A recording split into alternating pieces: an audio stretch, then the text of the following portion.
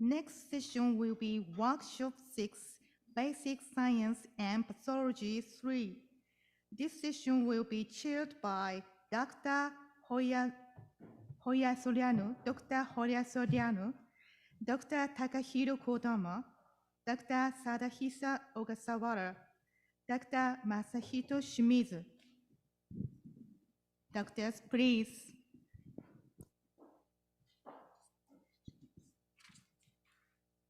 Okay, thank you very much for coming. The workshop 6, the thesis of this session is Basic Science and Pathology 3, Part 3. So it's time to open this session. So excuse me, there is only one chairman in the seat, but I would like to start this session. Okay, my name is Shimizu from Gifu University. Oh, please come back, the Professor Kodama, to the seat.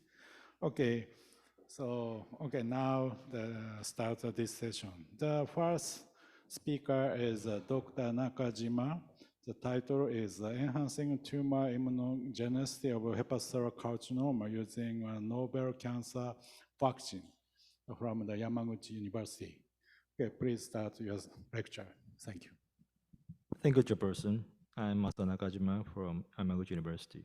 I'll start the presentation. Even with the hereditary rejection, the recurrence rate of hepatocellular carcinoma remains high. However, no effective adjuvant therapies have been available.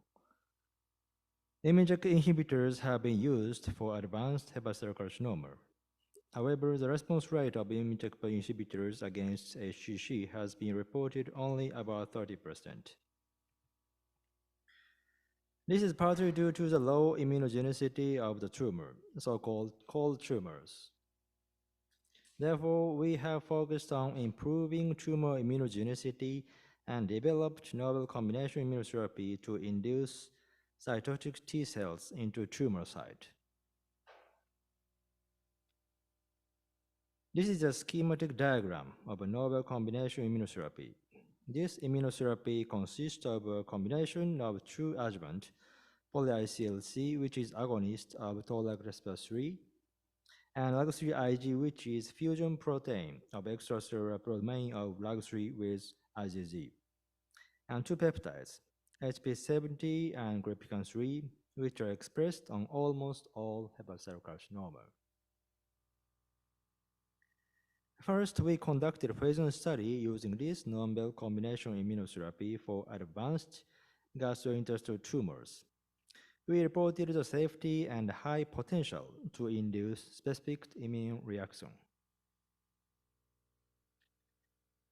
Next, we completed a phase 1 study using this treatment for resectable hepatocellular carcinoma in the perioperative setting and reported the safety of this treatment in this year. A total of 20 patients with resectable HCC were enrolled in this study, which was designed to provide 6 preoperative and 10 postoperative cycles of this therapy. In this presentation, we report the results of immunological change of HCC with an additional 20 patients without pretreatment as a control group. This is a representative case received our combination therapy. A CT scan after treatment showed a broad low-density area were observed within the S4 tumor. And a pathological evaluation of the resected specimen showed this is a necrosis of the tumor. Immunohistochemical analysis showed a high infiltration of CD8 positive cells. This is shown by heat map, consistent with the target antigen expression. This result is number of the CD8 Ts of the 20 treated patients. Based on the previous report, the high infiltration of CD8 T cells in the tumor area was defined as 300 cells per millimeter square. Based on this definition, in the treatment group, which was 60%. On the other hand, this is the result of the CDI TILs in the control group. Hot HEC group was 35%. This was double in the treatment group, suggesting we hypothesize that our combination immunotherapy could increase CD8 TILs in the tumor in some cases. In order to further analyze the phenotype of infiltrating lymphocyte, mass cytometric analysis of TILs was performed. These are a number of tumor-reactive T cells, defined as CD39 positive, PD-1 positive CD8 T cells. High number of tumor-reactive T cells were observed in the treatment group compared to control group. 8 patients in the treatment group and 4 patients in the control group, the tumor-reactive T cells count of 40 cells per millimeter square or higher were defined immunologically hot HCC for further investigation.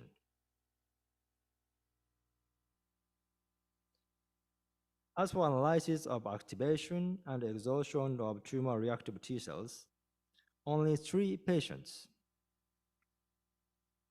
in the treatment group had TIM3 low and CD107 high rarely activated tumor-reactive TILs. On the other hand, there was no patient with rarely activated TILs in the control group. In addition, these 3 patients with rarely activated tumor-reactive T cells had a minimal percentage of regulatory T cells.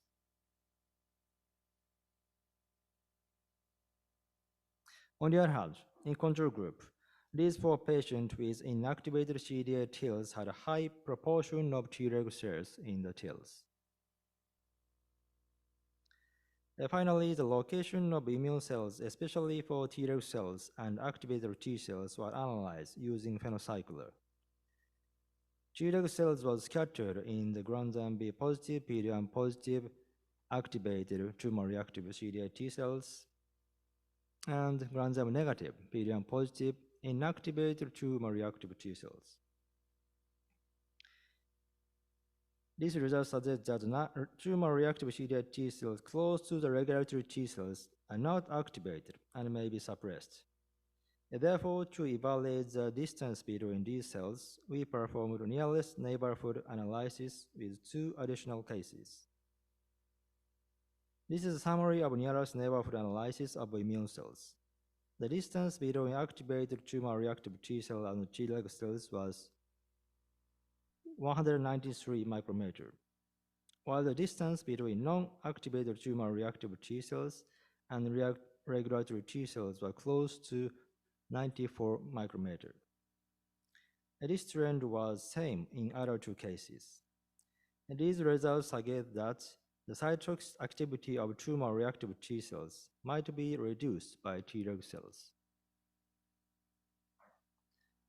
In conclusion, our combination immunotherapy has the potential to induce tumor-reactive T cells into the HCC tumor and convert immunologically cold HCC to hot. Improvement of anti-tumor efficacy by improving suppressive immunity, including Treg cells, will also be investigated in the future. Thank you for listening.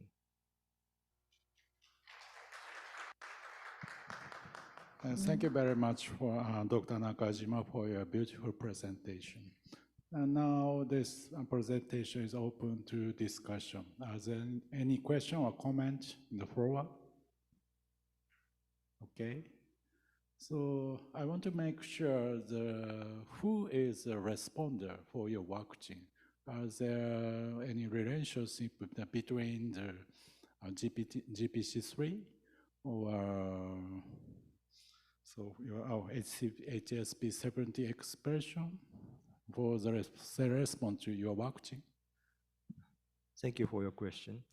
Antigen expression is a very important factor for responder, but patient with these antigen expression, not all patients respond for this treatment. So I'm researching the factor for responding our treatment now. Okay, thank you. So how about the safety of your vaccine? Yeah. Thank you.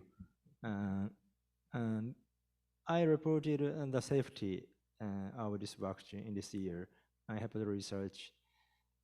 It's very safe therapy compared to the patient without this treatment at the same period performed liver resection. There were no difference between two groups about the perioperative adverse events after operation. Okay. I would like to ask you one question. So how was the patient, I think, may not respond in terms of the CD8 T cell, infiltration. So do you have any idea why they're, not responding? Like, for example, they don't express a GPC, Gripican-3 or, Thank you. Not responder group expressed these antigens, almost all patients. But there were a few CD8 TILs. So I'm researching the reason why our combination was not effective. I'll present in the future. Thank you. It's okay? Yeah. Thank you very much for your beautiful talk. Okay. So let's move to the next presenter.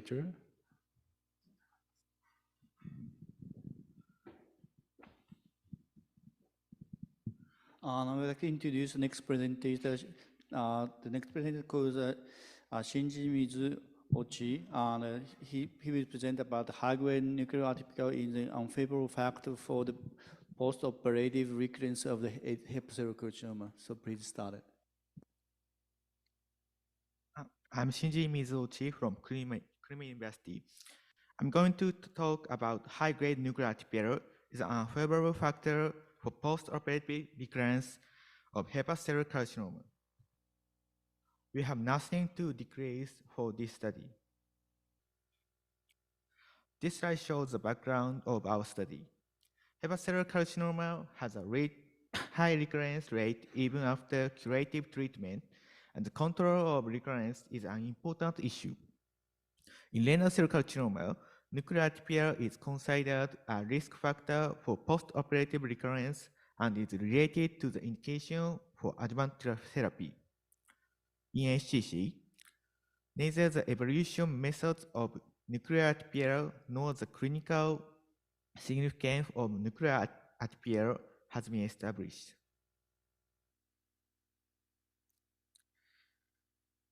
So we evaluated nuclear atypia of HCC and investigate the correlation between nuclear atypia and clinical pathological finding and post-operative recurrence in HCC.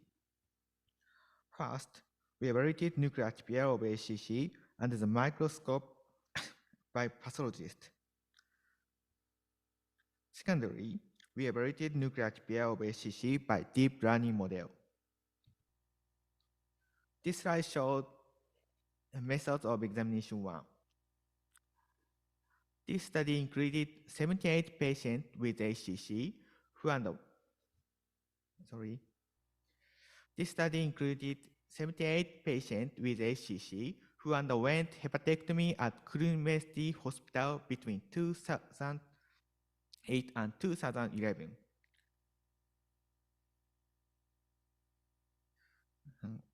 The cases with previous treatment for HCC, presence of multiple nodules before surgery, or having autoimmune hepatitis, primary biliary cholangitis, or Japanese schistosomiasis were excluded. Nuclear atypia was semi-quantitatively evaluated by 2 pathologists under the microscope. G1 is nucleoside equivalent to that of non-tumorous hepatocyte. G3 is large nuclei with obvious morphological irregularities. G2 is between G1 and G3. We evaluated nuclear atypia using tissue microarray specimens prepared by sampling 2 arbitrarily selected tumor tissues from each of our subject cases. This is a summary of clinical pathological finding in analyzed 78 cases. Gender, mean age, history of hepatitis viral infection, diameter of tumor, tumor differentiation, nucleotide grade, presence of portal vein invasion, main mean values for fibrosis stage and inflammation activity are shown in the table. Microscopic nucleotide in the 78 cases included 23 cases of G1, 28 cases of G2, and 27 cases of G3. We divided the cases into G1 and G2 group, and according to nucleotide under the microscope. The clinical pathological finding of G1 and G2 group and G3 group are shown in the table. In the G3 group compared with G1 and G2 group, tumor differentiation is more poorly. Ki-67 index is higher, and portal vein invasion is more frequent. This slide shows Kaplan-Meier curve of patients with HCC after hepatectomy. As you can see, there was no significant differentiation in post-operative recurrence-free rate between the G3 group and G1 and G2 group. This is a summary of examination 1. Evaluation of nucleotide in HCC by pathologists was not associated with post-operative recurrence-free rate significantly, even though it was associated with tumor differentiation, Ki-67 labyrinth index, and portal vein invasion. To evaluate nucleotide in HCC more reproducibility and quantitatively, we tried to establish a deep learning model for quantitative analysis of nucleotide in HCC.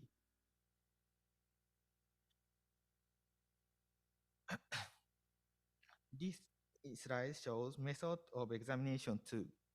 We created deep learning models to quantify nucleotide using whole slide images of liver specimen and Halo AI software. Whole slide images of liver specimen were obtained from 22 HCC patients who underwent hepatectomy at Columbia University in 2008. And then we analyzed the same cases as in examination 1. As training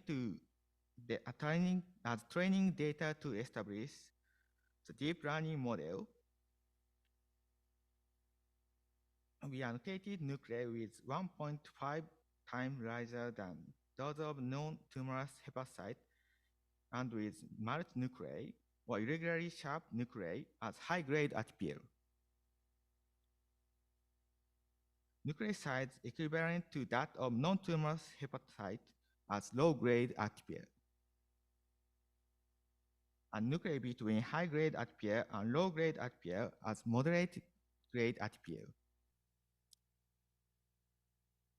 This model was able to detect high-grade nuclear HPL.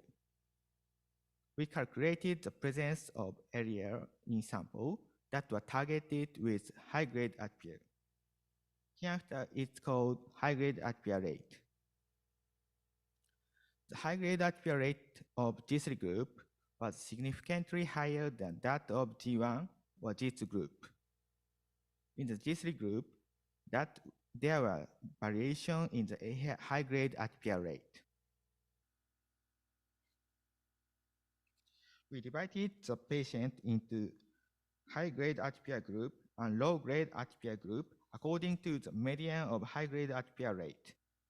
The clinical pathological finding of the high-grade HPL group and low-grade HPL group are shown in the table. The high-grade HPL group had more poorly differentiated, higher Ki-67 labyrinth index, more cases with portal vein invasion than the low-grade HPL group. We investigated relationship between evolution of nuclear HPL using deep learning model and patient prognosis. Nivelated analysis for post-operative recurrence-free survival reveals that high-grade atypia group is an unfavorable factor significantly. As you can see this Kaplan-Meier curve, the high-grade atypia group had lower post-operative recurrence-free rate than low-grade atypia group significantly. In conclusions, evolution of nuclear atypia in HCC was associated with tumor differentiation, Ki67 labyrinth index, and portal vein invasion. A deep learning model can be used to quantitatively evaluate the nuclear atypia of HCC. Quantitative evaluation of nuclear atypia in HCC by deep learning model may be useful to identify HCC with high recurrence rate. Thank you for listening.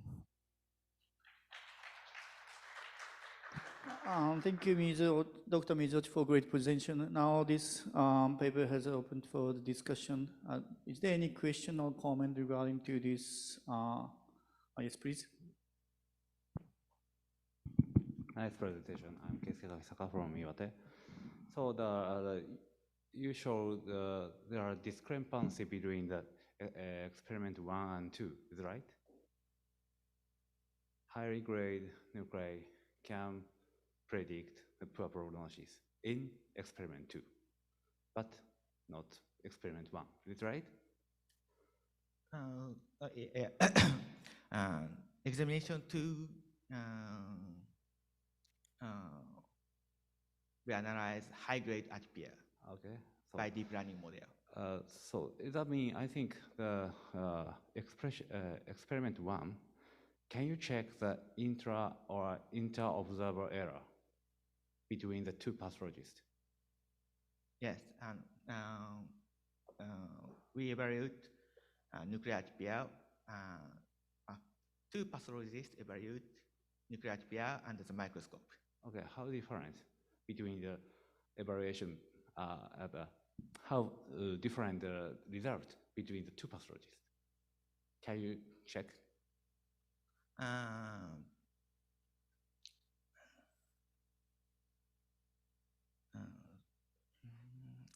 You didn't check it?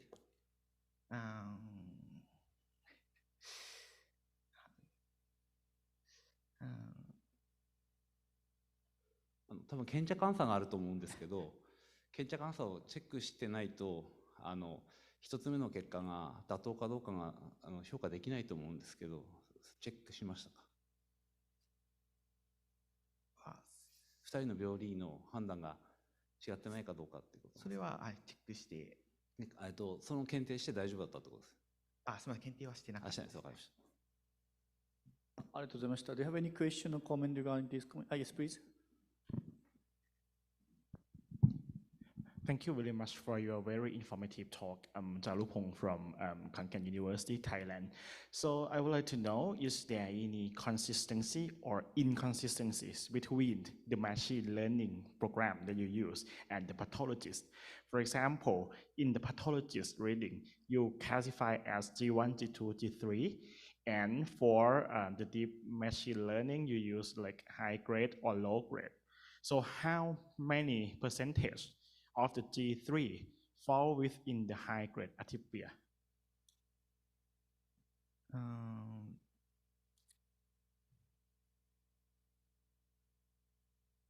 ディープラーニングとその病理の所見にディスクレパンシーがあるかってことに対してご質問されているのかなと思うんですけども。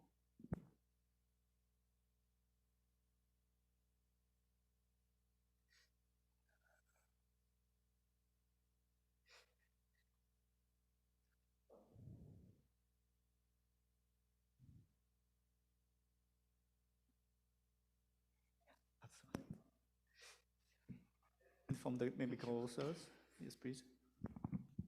I'm Rachel Kondo from Columbia University. I'm his co-author. Sorry, in Japanese.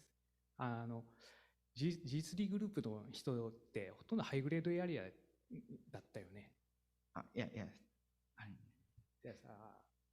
In G3 group, patient have almost patient have a high grade area. nucleotide. Thank you very much. Thank you for your presentation. Thank you very much. So let's move on to the next the paper.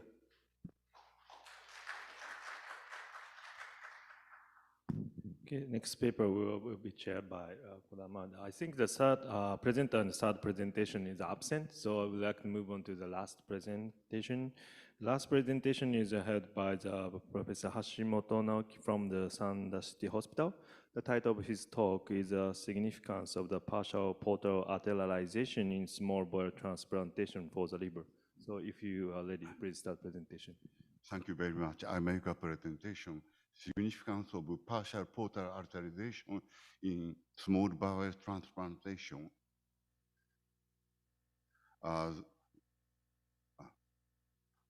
In vascular transplant of small bowel, venous outflow from the intestinal grafts may be combined into either the portal or systemic venous circulation. Portal drainage is re-establish the physiologic route of venous outflow. By the way, the systemic drainage creates a partial mesocaval shunt, the metabolic consequences of which have not been studied in detail. In small bowel transplantation, portal drainage, this is a SMV portal anastomosis, normal pathway, but some patients SMV IVC anastomosis, partial mesocaval shunt. Using the canine model in small bowel autotransplantation, we compare the metabolic changes following transplantation with systemic venous drainage, material and method DOG, portal cable shunt ECK, total diversion of portal blood. Small bowel autotransplantation, diversion of small bowel venous outflow into the systemic circulation and leaves the gastric, duodenal, and pancreatic and chronic venous outflow undisturbed. Sham OP. Post-operative 4 weeks, hepatic blood flow, Fisher ratio, hepatic ATP, serum ammonia check. This is a normal anatomy.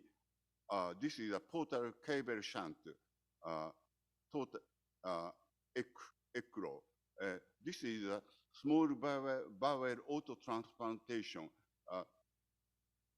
Gastric, duodenal, pancreatic, and chronic venous outflow undisturbed. Small intestine IVC anastomosis. Post-operative hepatic blood flow, ammonia, Fisher ratio, hepatic ATP. Hepatic blood flow ECK much decrease compared to control MCA. From the ammonia level, ECK hyperammonia, but MCA similar to control. Fisher ratio also the ECK 1.2 plus minus 0.3 much decrease compared to control and MCA. But the hepatic ATP ECK much decrease lower compared to control, but also MCA autotransplantation in small bowel transplantation with SMV IVC group, hepatic ATP is lower compared to control. These preliminary results suggest the small bowel autotransplantation with venous drainage into the systemic circulation will not produce chronic abnormality in ammonia and amino acid. From the point of ammonia and amino acid, small bowel autotransplantation is similar to control. But hepatic ATP level was significantly decreased in small bowel autotransplantation with venous drainage into the systemic circulation. when compared the level in normal animal. In addition, pre-existing liver insufficiency of small bowel graft recipient, such as might result of chronic total parental nutrition or from the post-operative hepatotoxic pharmacologic agent may magnify the significance of these disturbances. Therefore, we make a partial portal alteration in partial portal alteration increase portal blood flow and blood pressure as well as oxygenation of the liver tissue. Therefore, we performed partial portal alteration by splenic AP shunt to enhance hepatic functional recovery in MCA. This is the auto-transplantation of entire small bowel with partial mesocaval shunt, small intestine blood IVC. But auto-transplantation of entire small bowel with partial mesocaval shunt plus splenic arteriovenous shunt, partial arterization. Post-operative 4 weeks, hepatic blood flow, ammonia acid, hepatic ATP, ammonia, portal venous pressure, portal venous oxygen tension, and hepatic histology. Hepatic blood flow, MCA arterization group slightly higher compared to MCA and similar to control.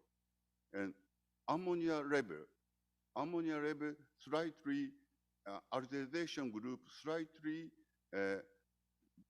lower compared to MCA. But there is no difference. And Fisher ratio, arterization slightly higher compared to MCA, but there is no difference.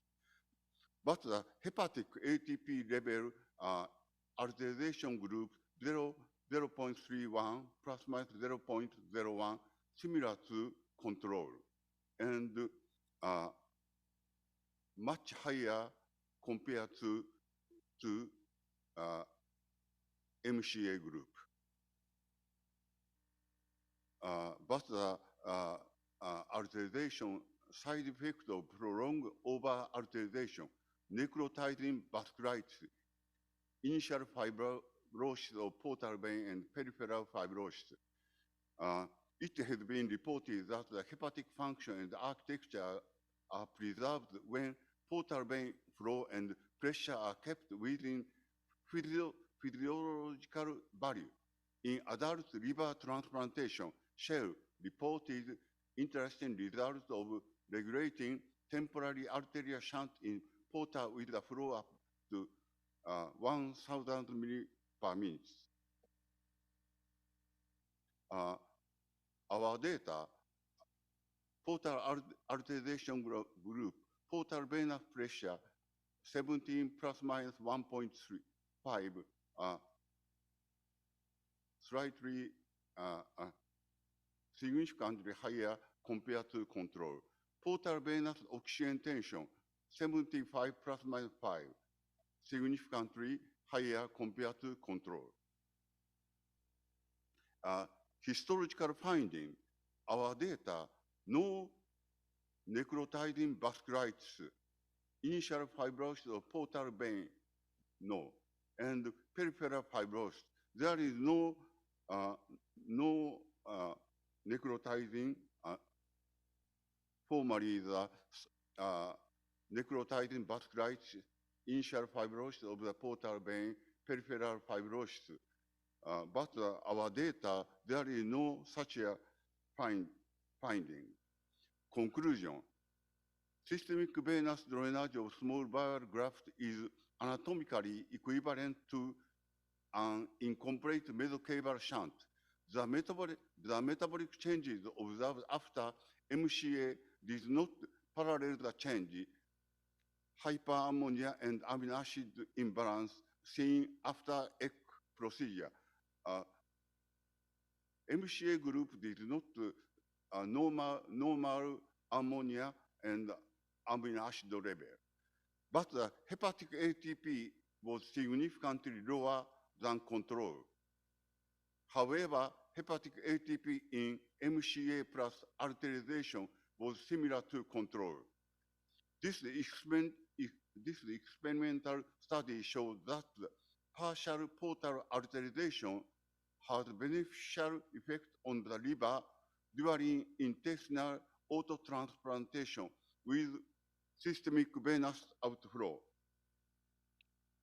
In addition, long-term studies are required to evaluate liver function and the effect of the altered hepatic hemodynamics on sinusoidal cell function and long-term observation of the ultrastructural pathological changes of the hepatic parenchyma.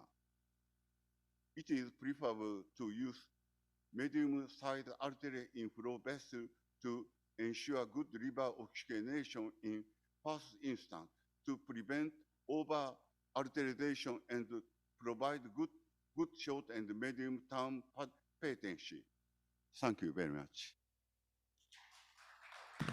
Thank you, Professor Hashimoto, for the very interesting presentation. So now this presentation is open for the discussion. Is there any comment or question from the audience? So let me understand your study. I think if I understand correctly, so this MCA model, the reason why the ammonia level is not going up is because there is a colon, ammonia is mainly produced in the colon, not the small intestine. Yes. And also the reason why the hepatic ATP levels decrease is a decrease of the blood flow into the liver. Also the blood flow, another formerly the started hepatotrophic factor pancreas, especially insulin glucagon, but our various kind of portal diversion model, splenocaval shunt, pancreas flow, pancreas blood diversion model from the ATP level similar to control, but therefore from our data, intestine is the most important factor in portal blood. Intestinal blood content is more important for the hepatotrophic factor compared to pancreatic insulin and glucagon from my data. Therefore, the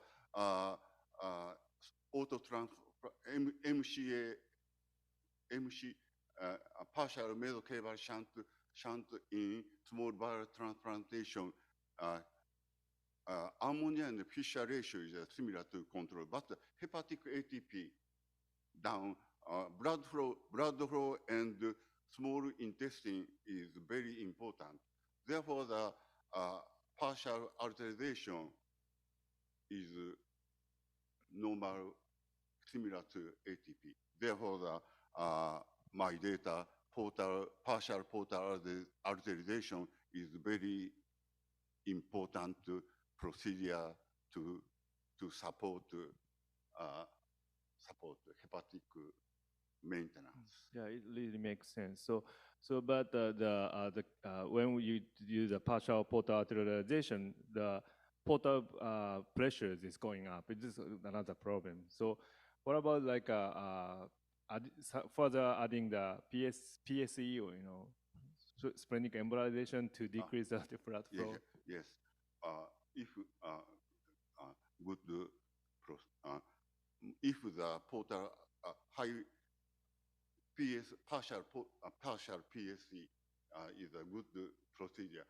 Sometimes Kyoto University liver transplantation, some PSE. Therefore, the partial PSE is a good procedure in portal alteration group. Is there any other question? Thank you very much for your very interesting study, for presenting. I have a simple question. So I'm afraid in your model, so there may become a thrombosis in the portal vein or artery. How about this development of thrombosis? But our data only one month. Therefore, the post of 3 months, 6 months follow is very important. Such a by the echo check the portal thrombosis check. Yeah. Thank you very much. Okay, so time is coming. Thank you for your presentation. So now I would like to close this session. Thank you for your participation. Thank you very much, chairs and lecturers.